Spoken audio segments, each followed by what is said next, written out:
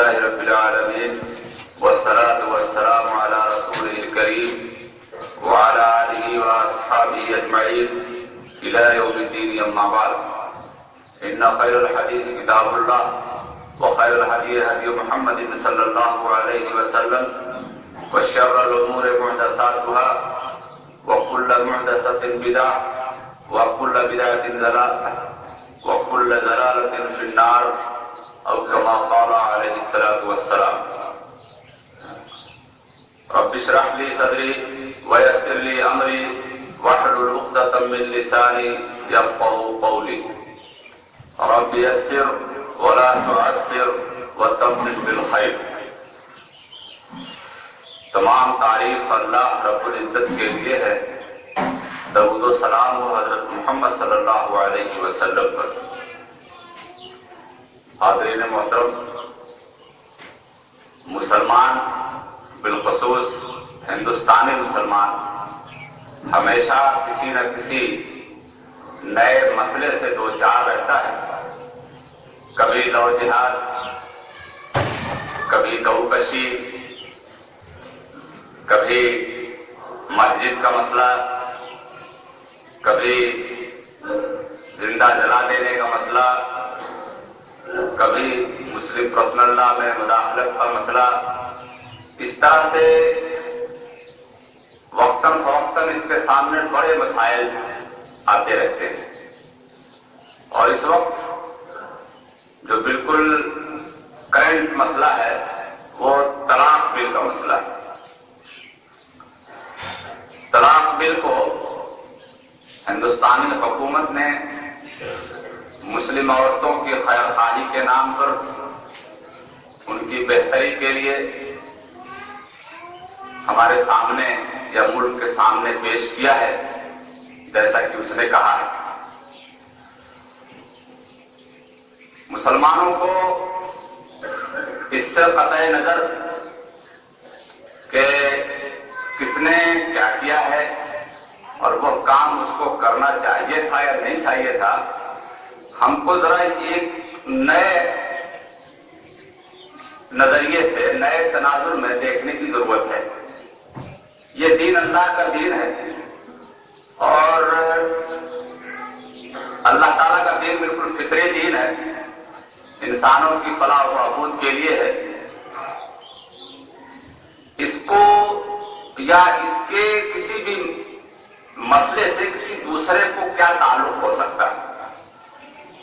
بھائی اللہ کا جو دین ہے وہ جو لوگ اس دین کو مانتے ہیں وہ اس پر عمل کرتے ہیں، لیکن جو لوگ نہیں مانتے وہ آخر کیوں اس مسئلے میں ہیں؟ مثلا ہم نماز پڑھتے ہیں تو جو لوگ نماز نہیں پڑھتے، جو مسلمان نہیں ہیں، ان کو ہماری نماز میں مداخلت کرنے کی کیا ضرورت ہے کہ 5 وقت کی نماز آپ کو نہیں پڑھنے دیں گے یا 4 رکعت نہیں پڑھنے دیں گے، یا ان کو کیا ضرورت ہے؟ ہم روزے رکھتے ہیں تو کسی تیسرے کو کیا ضرورت پڑ گئی کہ وہ ہمارے روزے کی درستگی کی بات کرے؟ ہم زکات دیتے ہیں، ہم حج بھی کرتے ہیں اور اس طرح کے بہت سارے کام کرتے ہیں. تو طلاق بھی ہمارے دین کا ایک جز ہے، ایک حصہ ہے، ہمارے معاشرت کا حصہ ہے. اس میں دوسروں کو کیا ضرورت پڑ گئی کہ اس کے اندر ترمیم و تنسیخ کی بات کرے، اس کی درستگی کی بات کرے؟ قرآن مجید کے مطالعے سے ایک چیز ہمارے سامنے آتی ہے. میں اس اینگل سے اس کو دیکھنا چاہتا ہوں.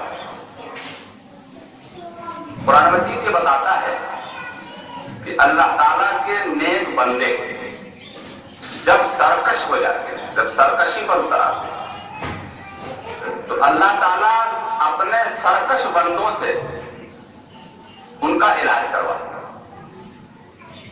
یہ ہم کہتے سنتے ہیں، لیکن اس کی نظیر قرآن مجید نے بیان کی. یہود ہے، یہ اللہ تعالیٰ کی نہایت برگزیدہ قوم تھی، یہودی، اور پورا قرآن مجید بھرا ہوا ہے ان کے بیانات سے، جس سے آپ سمجھ سکتے ہیں کہ اللہ تعالیٰ نے ان کے لیے کیا کچھ نہیں کیا. لیکن جب وہ سرکشی پر اتارو ہوئے تو اللہ تعالیٰ نے ان کا دماغ درست کرنے کے لیے اپنے ان بندوں کو مسلط کیا جو پہلے روایت میں آپ کو سنا دیتا ہوں اور بتا دیتا ہوں کہ یہ کیا بات ہے۔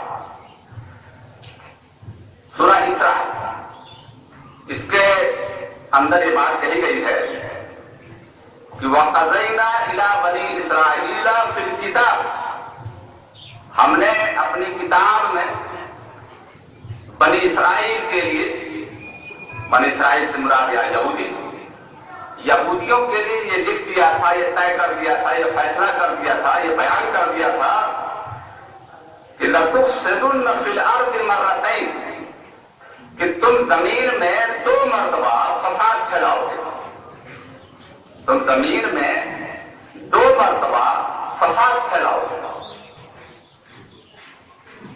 وَلَتَعْلُنَّ عُلُوًّا كَبِيرًا، اور بڑی سرکشی کرو گے، اللہ تعالیٰ کے احکام کی کھلے خلاف ورزی کرو گے، اس کے ساتھ کھلواڑ کرو گے، بغاوت کرو گے۔ فَإِذَا جَاءَ وَعْدُ أُولَاهُمَا بَعَثْنَا عَلَيْكُمْ عِبَادًا لَنَا أُولِي بَأْسٍ شَدِيدٍ، تو جب پہلا وقت آیا، یعنی جب انہوں نے اپنی سرکشی کا پہلا دور شروع کیا،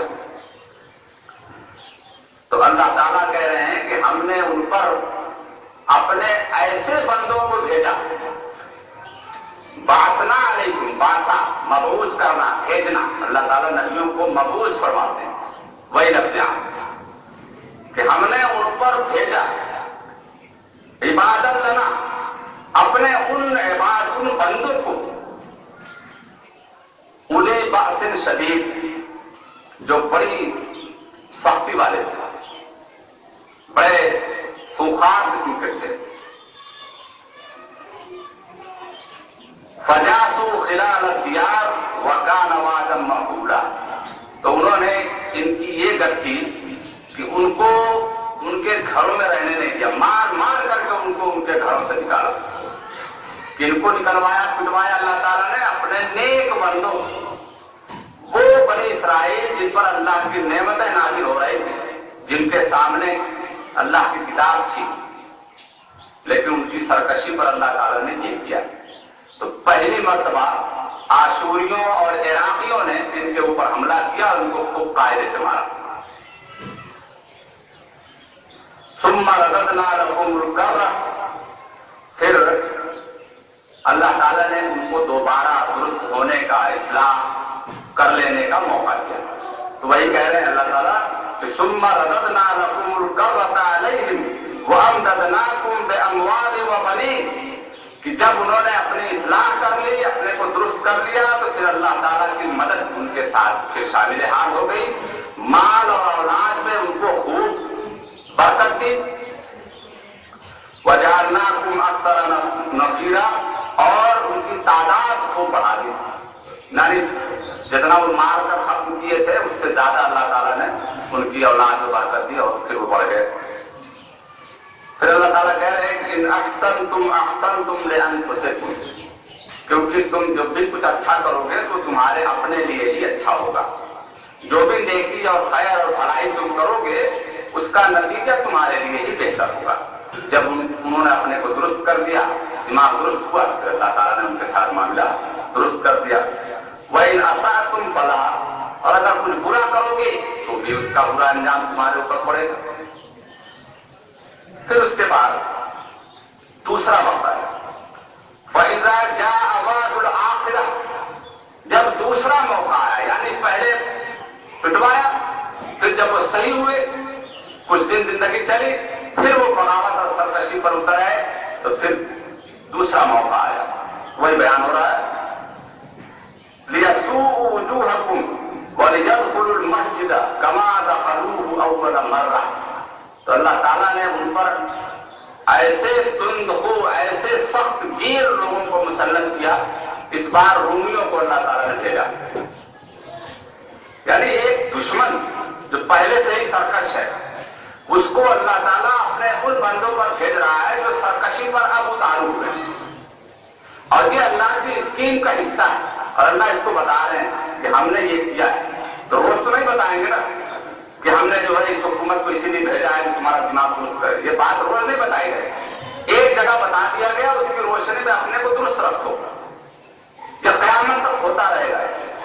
تو وہی کہا گیا کہ ہم نے ایسے لوگوں کو ان پر مسلط کیا لیسوء وجوہکم، تاکہ وہ ان کے چہرے بگاڑ دیں، ان کا گھلتا بنا دیں، ایسے لوگوں کو مسلط کیا۔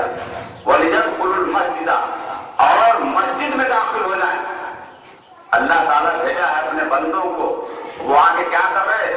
مسجد میں پورا مسجد بیت المقدس پورا تباہ کر دیا انہوں نے، رومیوں نے بیت المقدس کو پورا تباہ کر دیا، مکمل ہیکل سلیمانی، معبد سلیمانی اور ساری صاف توڑ کر، اور سارے یہودیوں کو باندھ کر کے روم لے گئے۔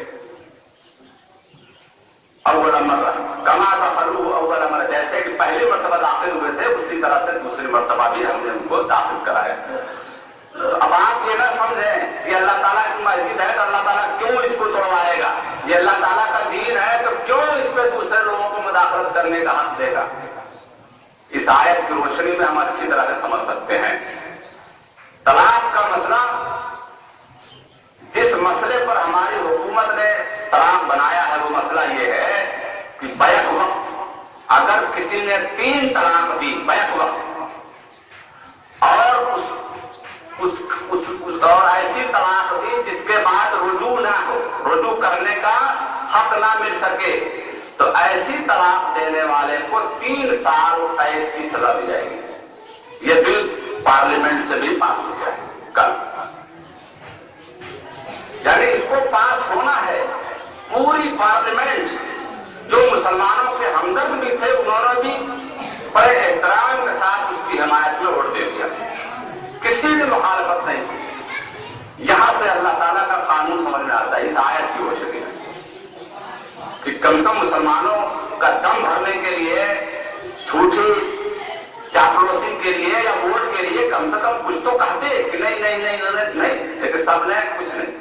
2-1 لوگوں نے بولا، مسلمانوں نے بولا، اور کچھ لوگوں نے بس کوئی ہے کرتے۔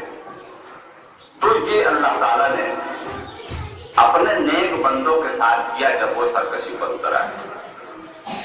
قرآن مجید طلاق کا پورا قانون بیان کرتا ہے اور بالکل فطری قانون ہے، بالکل بہترین ہے،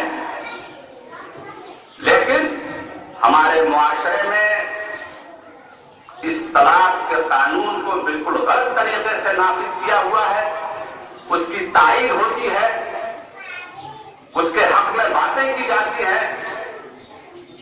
تو گویا اب اس وقت جو ہوا ہے اس کو میں ایک لفظ میں کہوں تو وہ یہ کہہ سکتا ہوں کہ غیر اسلامی طریقہ طلاق پر یا غیر اسلامی طریقہ طلاق کو غیر مسلموں کے ذریعے اللہ تعالیٰ نے بند کروا دیا۔ اب میں ایک دعوے سے بات کہہ سکتا ہوں، بیک وقت 3 طلاق، ایک مجلس کی 3 طلاق کوئی طلاق نہیں ہے، یہ کبھی ہوا نہیں۔ قرآن مجید کے الفاظ کہیں سے اس کا سپورٹ نہیں کرتے، لیکن ہماری فقہ کی دنیا، ہماری مسلک کی دنیا کسی کی تائید میں کسی پر بول رہی ہے، اسی کے مطابق فیصلے دے رہی ہے۔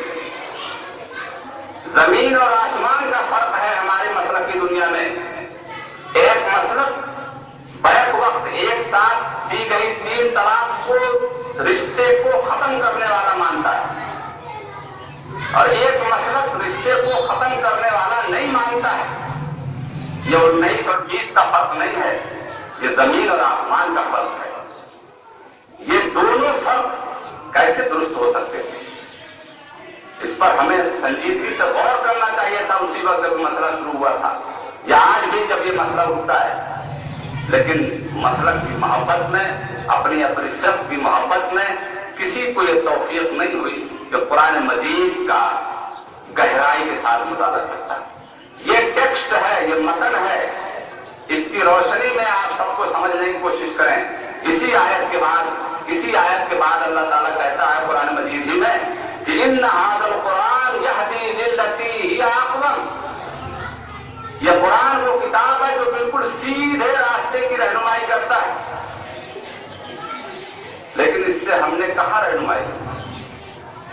قرآن مجید طلاق کی جو بات کرتا ہے اس پر مفصل گفتگو کے لیے ایک الگ وقت چاہیے۔ مختصر اس کا جو خاکہ ہے وہ یہ ہے کہ قرآن کہتا ہے کہ طلاق دینے سے پہلے ایک مرد کو چاہیے کہ وہ اپنی بیوی کو سمجھائے، اس کے بعد ضرورت پڑے سمجھ میں نہ آئے تو اس کو اپنے بستر سے الگ رکھے، اس کے بعد بھی معاملہ درست نہ ہو تو حسب ضرورت اس پر سختی کرے، طلاق نہ دے، سختی کرے، اور اگر اس کے بعد مسئلہ نہ حل ہو اور طلاق کی نوبت آ ہی جائے تو ابھی طلاق نہ دے، ابھی گھر والوں کو بلائے، فَبَعَثُوا حَكَمًا مِّنْ أَهْلِهِ وَحَكَمًا مِّنْ أَهْلِهَا، ایک حکم، ایک فیصلہ کرنے والا ایک ذمہ دار لڑکی کی طرف سے بلایا جائے، ایک ذمہ دار لڑکے کی طرف سے بلایا جائے، اگر وہ دونوں مل کر کے اصلاح کرنا چاہیں گے تو اللہ راستہ نکال دے گا۔ اللہ تعالیٰ طلاق نہیں چاہتے، نبی کریم صلی اللہ علیہ وسلم نے کہا کہ طلاق اللہ کے یہاں جائز تو ہے لیکن سخت ناپسندیدہ ہے، کیونکہ طلاق ضرورت تھی، رشتے اجیرن نہ ہو جائیں، زندگیاں اجیرن نہ ہو جائیں، نہ مل سکے تو دونوں الگ ہو کر کے نئے رشتے کے ساتھ اپنی نئی زندگی شروع کریں، اس لیے طلاق کو جائز کیا گیا تھا۔ قرآن یہ کہہ رہا ہے، اس کے بعد کیا کہہ رہا ہے؟ ہم تو بال کی کھال نکال لیتے ہیں اپنی کسی بات کو، اگر ہم کسی بات کے قائل ہوں اور دلائل ساتھ نہ دے رہے ہوں تو ہم کھینچ تان کر کے اس کو ثابت کرتے ہیں کہ یہاں سے یہ نظریہ یا یہ نقطۂ نظر سامنے آتا ہے، یہاں بالکل اوپن ہے، بالکل صاف صاف اللہ تعالیٰ کہہ رہے ہیں، لیکن ہمارے سمجھ میں بات نہیں آتی۔ قرآن مجید طلاق کے بارے میں کیا بتا ہے؟ ایک تو باقاعدہ سورہ طلاق کے نام سے سورہ طلاق ہے، یعنی طلاق پر اتنی مفصل گفتگو قرآن نے کی ہے کہ نماز پر نہیں کی ہے، تو آپ کو سوچنا چاہیے نا کہ قرآن کیا کہہ رہا ہے۔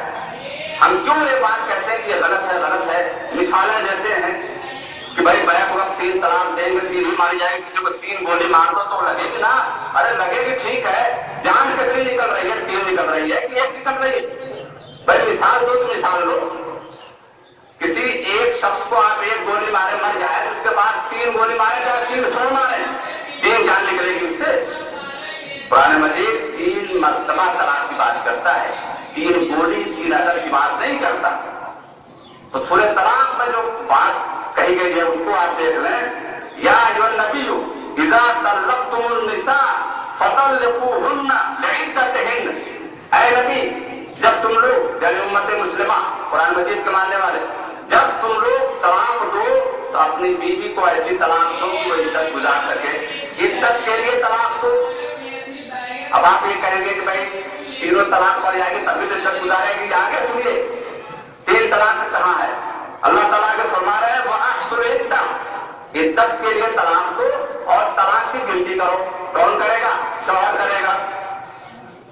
وَاتَّقُوا اللَّهَ لَا تُخْرِجُوهُنَّ مِنْ بُيُوتِهِنَّ، اور تم ان کو ان کے گھروں سے نہیں نکالو گے، جس گھر میں اس کو طلاق دیا ہے اس گھر سے تم اس کو نہیں نکالو گے۔ یہ 3 طلاق ایک ساتھ دے کر کے کون سی طلاق آپ دے رہے ہیں؟ کوئی بتائے جو طلاق کو مانتا ہو کہ 3 طلاق ہوتی ہے، یہ کوئی چیز ہے تو بتائے۔ عدت کہاں گزرے گی؟ شوہر کے گھر میں گزرے گی۔ کیوں؟ 3 مہینے کی عدت ہے تاکہ اس دوران بچوں کا مسئلہ، کھانے پینے کا مسئلہ، گھر کے مینٹیننس کا مسئلہ، سارے مسائل سامنے آئیں گے تو ہو سکتا ہے دماغ درست ہو جائے اور پھر رشتہ چل نکلے۔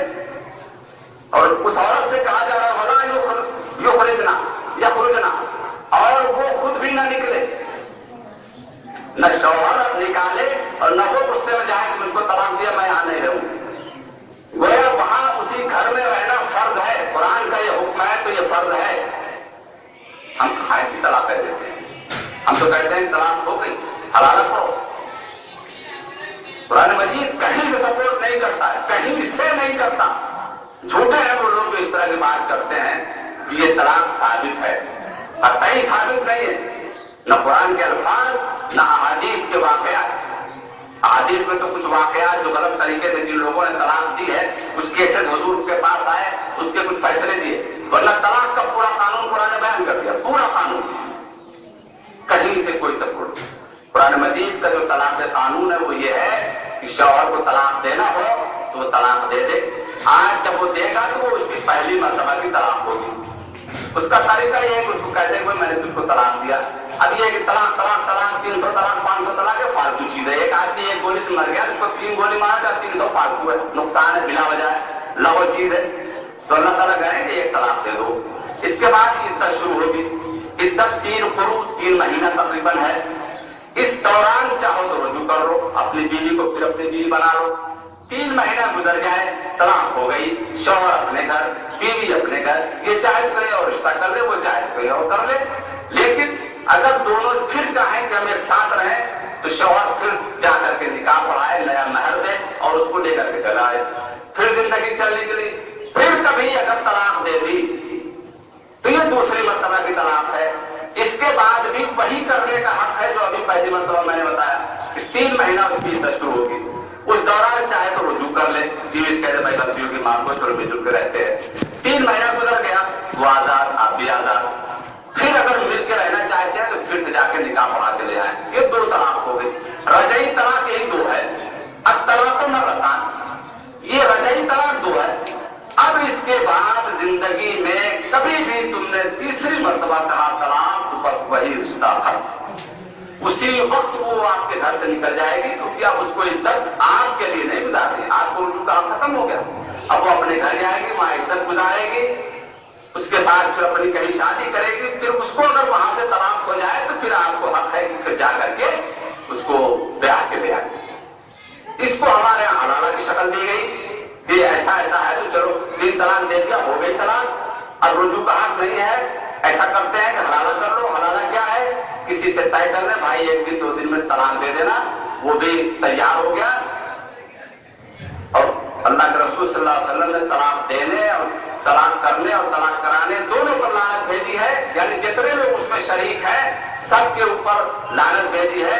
एक दूसरी हदीस में उसको किराए का साड़ कहा गया, किराए का साड़ कहा गया है उसको, जो इस तरह के कामों के लिए अपने को पेश कर देता है। ठीक है, मैं 2 दिन के बाद, भाई तलाक निकाह लाइफ टाइम के लिए होता है, टेम्पोररी या वक्ती नहीं होता। अगर आप वक्त तय करते हैं तो आप साड़ हैं। जैसे साड़ जाता है, पैसा दे करके उससे लोग अपनी जरूरत पूरी करा के चले आते हैं। कुरान भी ये कह रहा है कि तलाक है कहां भाई? हमारे उलमा, हमारे फुकाहा, हमारे मुफ्तियान ने क्यों इस पर गौर नहीं किया? वो क्यों इस बात पर मुसिर रहे कि 3 तलाक हर हाल में 3 है और 3 तलाक हर हाल में 1 है? कुरान न 3 की बात करता है न 1 की बात करता है, वो ये बताता है। उसके बाद अगर आपको पहले ही वक्त में रिश्ता खत्म कर देना है तो उसके लिए भी गुंजाइश निकालता है। कुरान ने जहां ये कहा कि न वो अपने घर से निकले न उनको निकाला जाए, उसके बाद फौरन ये कहा है कि इल्ला अन यातीना बिफाहिशतिन मुबय्यिना। हाँ, अगर किसी फहश हरकत का उसने इर्तिकाब किया है तब तो फिर घर में रहना, इज्जत करवाना, रुजू करना कोई माने नहीं रखता। उसको फाइनल जो है वो सब कर दो। यानी तुम अपना पूरा हक के तलाक इस्तेमाल करके उसको निकालो, घर से निकालो, वो जाए, उसकी इज्जत खत्म रहे, कहीं शादी करे। गोया 1 तलाक के बाद भी वही कुछ आप कर सकते हैं जो 3 तलाक के बाद करना चाहते हैं या जो करवाया जाता है। आप ये नहीं चाहते हैं कि हमारे घर में आए, 1 तलाक दे दीजिए, इज्जत गुजर जाने के बाद निकल जाएगी, आपको घर जिंदगी नहीं आएगी, कोई शादी कर लेगी। तो कितना फितरी और सादा सा कानून था। और भी बहुत सी बात है, तलाक के मौजूद मुझे बात नहीं करनी है, लेकिन ये सारा मैंने कर दिया कि ये है पुराने मजीद कानून। आप गौर करें है कहाँ ये, इतनी साफ साफ बात है तो हमारी जिंदगी में है नहीं। जबरदस्ती खींच करके कि नहीं ये देखिए ऐसे है इसलिए साबित होता है, तो यहाँ सब साबित शुदा है और हम मानने को तैयार हैं। तो अब अल्लाह के दीन के साथ जब खिलवाड़ होगा तो कब तक होगा? हो सकता है अल्लाह ताला ने उनके दिलो दिमाग में बात डाली और उन्होंने यह हरकत कर दी। यानी हैरत होती है कि एक सिविल मैटर को क्रिमिनल मैटर बना दिया गया। यानी बड़े से बड़ा जुर्म कर दीजिए तो मेरा ख्याल है 3 साल की सजा नहीं है, लेकिन तलाक देने पर न किसी का नुकसान हो रहा है, न कोई मर रहा है, न मर्डर है, न कुछ है। तलाक देने पर 3 साल की सजा, सिविल मैटर है, ये क्रिमिनल बना दिया।